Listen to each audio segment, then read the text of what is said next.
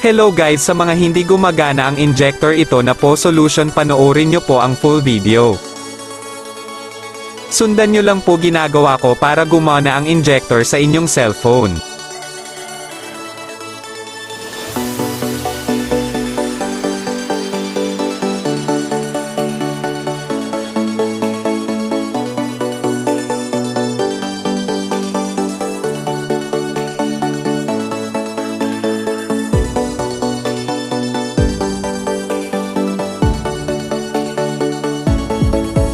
Open nyo po di download nyo na app.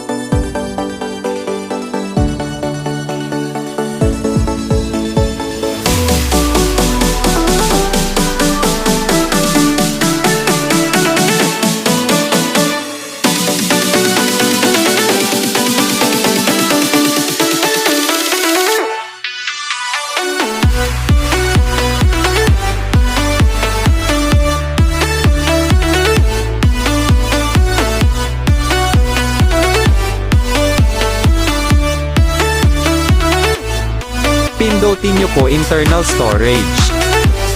Tapos Android.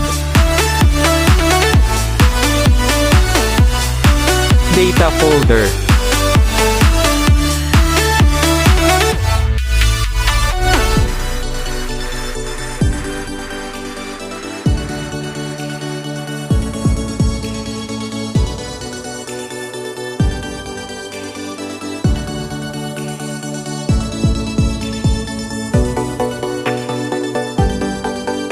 Okay na po, tapos punta na kayo sa injector na di download nyo, gagana na po yan.